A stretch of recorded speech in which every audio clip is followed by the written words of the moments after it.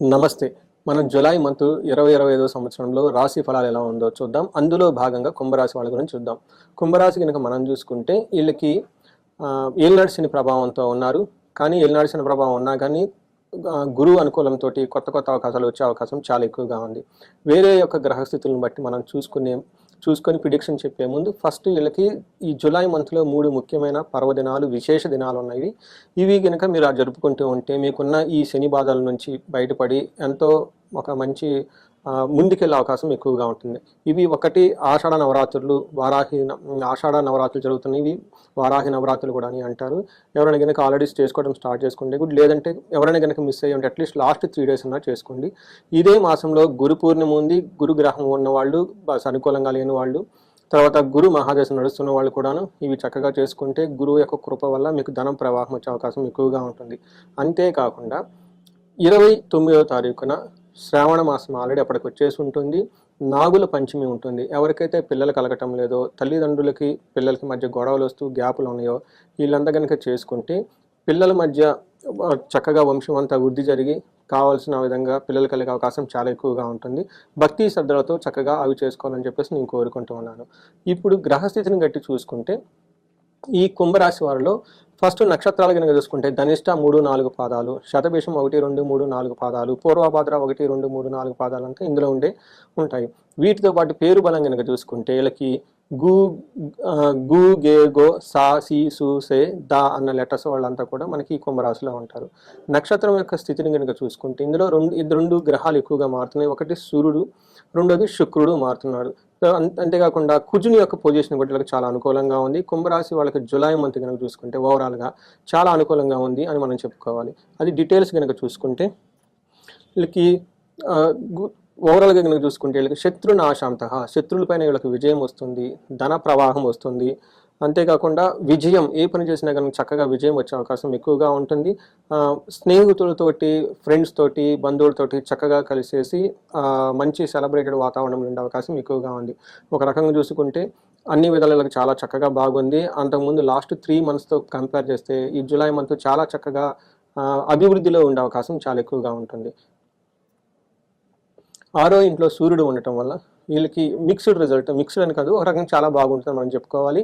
ఏ ప్రకారంగా బాగుంటుందంటే మన మహర్షులు ఏం చెప్తారంటే సుసౌఖ్య యత్న కార్యార్థ సాధనం దేహరోగ్యాది సంతోషం వస్త్రధన లాభకృత్ అని మనకి సంస్కృతంలో చెప్తారు. దీని ప్రకారం కనుక చూసుకుంటే వీళ్ళకి సంతోష ప్రకారంగా ఉంటారు, ధాన్యం బాగుంటుంది, వస్త్రం షాపింగ్ చేసి మంచి మంచి జ్యువెలరీ కానివ్వండి, లేదంటే మంచి మంచి బట్టలు కొనే అవకాశం ఎక్కువగా ఉంటుంది. యత్న కార్యార్థ సాధనం, ఏదైనా కనుక మనం ఎఫర్ట్ బట్టి కనుక చేస్తే ఏదైనా పని కావాలని ఆ పని అవుతుంది, దాంట్లో మంచి రిజల్ట్ వచ్చే అవకాశం ఎక్కువగా ఉంటుంది. ఒక రకంగా సూర్యుడు చాలా 6th హౌస్లో ఉన్న తర్వాత ఒక మంచి వైబ్రేషన్స్ మీలో ఉంటాయని మనం గమనించుకోవాలి. అంతేకాకుండా ఒక్క విషయంలో జాగ్రత్తగా ఉండాలి, ఓవర్ ఎక్స్పెండిచర్ పెట్టే అవకాశం ఎక్కువగా ఉంటుంది. ఖర్చుల విషయంలో కొంచెం జాగ్రత్తగా ఉండాలి. 7వ ఇంట్లో కుజుడు ఉండటంతో జనరల్గా భార్యాభర్తల మధ్య గొడవలు వచ్చే అవకాశము, కోపంగా మాట్లాడే అవకాశం, సిచ్యువేషన్స్ ఎక్కువగా ఉంటుంది. మనకి సంస్కృతంలో మహర్షులు ఏం చెప్తారంటే అన్న వస్త్రాది రాహిత్యం సదా క్లేశ స్వబంధు భీతి కువార్తాశ్రవం పుత్ర భాతృణం క్రోధ సప్తమిగే కుజే అని చెప్తారు. అంటే తమ్ముడితోటి, పుత్రులతోటి గొడవలయ్యే అవకాశం ఎక్కువగా ఉంటుంది, బంధువులతో గొడవలయ్యే అవకాశం ఎక్కువగా ఉంటుంది. వీటన్నిటికంటే ముందు కూడా కువార్త అంటే మీకు విచారంగా ఇబ్బంది కలిగించే మాటలు, మిమ్మల్ని మాటలతో అనవసరంగా ఇబ్బంది పెట్టేవాళ్ళు మీ చుట్టూ ఉండేసి మిమ్మల్ని దుఃఖానికి గురి చేసేవాళ్ళు ఎక్కువగా ఉంటారు. ఇది గమనించుకోవాలి. అయితే ఉద్యోగపరంగా వీళ్ళకి చాలా చక్కగా ఉంటుంది. ప్రొఫెషన్లో చాలా షార్ప్గా ఉంటారు.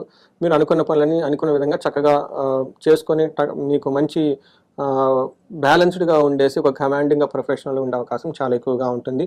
ఒక విషయంలో జాగ్రత్తగా ఉండాలి, ధనం విషయంలో జాగ్రత్తగా ఉండాలి. మీకు దొంగతనాలు జరిగే అవకాశం ఎక్కువగా ఉంటుంది. ఏదో ఒక వస్తువును కోల్పోయే అవకాశం కూడా మీకు ఎక్కువగా ఉంటుంది. అందుకని కొంచెం జాగ్రత్తగా వెల్త్, సంపదల విషయంలో, ధనం విషయంలో జాగ్రత్తగా ఉండాలి. శుక్రుడు మీకు 4వ ఇంట్లో ఉండి 10th హౌస్ని చూడటం వల్ల ఇది ఒక మంచి పొజిషన్ అని మనం చెప్పుకోవచ్చు.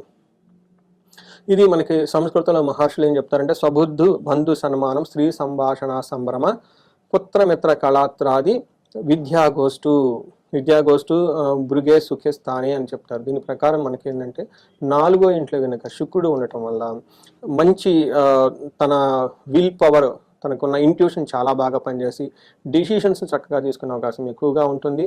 తర్వాత మనకి జెంట్స్ అయితే లేడీస్ తోటి, లేదంటే లేడీస్ అయితే జెంట్స్ తోటి చక్కగా వాళ్ళు ఒక మీనింగ్ఫుల్ డిస్కషన్ చేసుకొని వాళ్ళకి కావాల్సినవన్నీ సాధించుకునే అవకాశం ఎక్కువగా ఉంటుంది.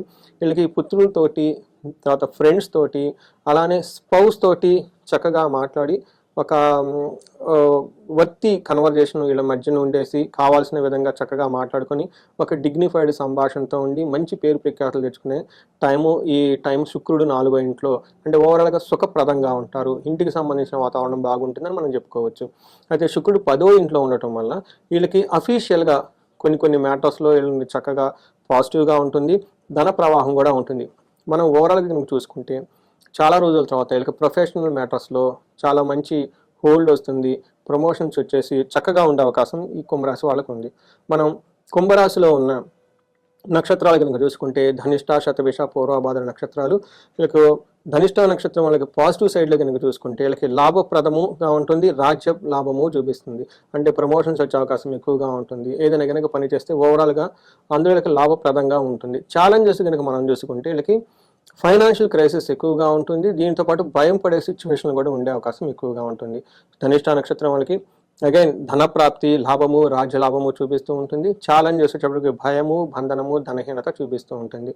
అంటే ఏదో ఒక విషయంలో భయపడే అవకాశం ఎక్కువగా ఉంటుంది, ఫైనాన్షియల్గా క్రైసిస్లో వెళ్ళే అవకాశం ఎక్కువగా ఉంటుంది. వీటితో పాటు బంధించబడినట్లు ఉండే సిచ్యువేషన్స్ ఉంటుంది. అంటే మీకు ఏదో ఒక సమస్య ఉండి ఎలా వెళ్తే బాగుంటుంది అనే క్లారిటీ లేక, స్పష్టత లేక కన్ఫ్యూజన్లో ఉండే అవకాశం ఎక్కువగా ఉంటుంది. ఈ టైంలో మంచి ఆస్ట్రాలజర్స్ని కలిసిన, సబ్జెక్ట్ మ్యాటర్స్ ఎక్స్పర్ట్స్ని కలిసిన మీకు సరైన డైరెక్షన్స్ ఇస్తారు, ఆ డైరెక్షన్లో వెళ్తే మీకు బాగా కలిసి వస్తుంది. పూర్వభాద్ర నక్షత్రం వీళ్ళకి ధన లాభం చాలా బాగుంటుంది. అయితే వీళ్ళకి బంధనము, ధనహీనత, భయము 3 చూపిస్తూ ఉన్నవి. ఈ ప్రకారం వీళ్ళు కొంచెం ప్రాపర్గా ఫైనాన్షియల్ ప్లానింగ్ ఉండి మంచి సపోర్ట్ కానీ ఎక్స్పర్టైజ్ ఒపీనియన్ కనుక తీసుకొని ముందుకెళ్తే ఒక మంచి క్లారిటీ ఉంటుంది. ఓవరాల్గా కుంభరాశి వాళ్ళకి చాలా బాగుంది, ఎలాంటి లత్తాలు లేవు. అలానే నక్షత్రం వైజ్ వేరే దుష్ట గ్రహాల యొక్క ప్రభావం కూడా వీళ్ళకి ఎక్కువగా లేవు. ఒక మంచి టైంలో వీళ్ళు ఉన్నారని చెప్పేసి మనం అనుకోవచ్చు. ఈ నక్షత్రం వాళ్ళు ఎవరికైనా కనుక ఈ టైంలో ఇంకా ఇబ్బందులు కనుక ఫేస్ చేస్తుంటే మన్యు పాశుపత అభిషేకం చేయించుకుంటే చాలా బాగా కలిసి వస్తుంది. ఫైనాన్షియల్గా ఎవరికైనా డిఫికల్టీస్ ఫేస్ చేస్తూ ఉంటే కుబేరు పాశుపత హోమం చేసుకున్న, మహాలక్ష్మి విశేష హోమం చేసుకున్న చాలా బాగుంటుంది. ఇంకా మీకు ఎవరైనా కనుక వేరే శత్రువులు బాధ కనుక ఉంటే వీళ్ళకి సుదర్శన హోమం చేయించుకున్నా, లేదంటే సుదర్శన హోమంతో పాటు వీళ్ళకి చండీ హోమం చేయించుకున్నా కానీ చాలా బాగా కలిసి వచ్చే అవకాశం ఎక్కువగా ఉంటుంది. ఈ ప్రకారంగా చాలా రోజుల తర్వాత కుంభరాశి వాళ్ళకి మంచి రోజులు రాబోతూ ఉన్నాయి కాబట్టి మీకు ఇంకా మంచి జరగాలని చెప్పేసి కోరుకుంటున్నాను. నమస్తే.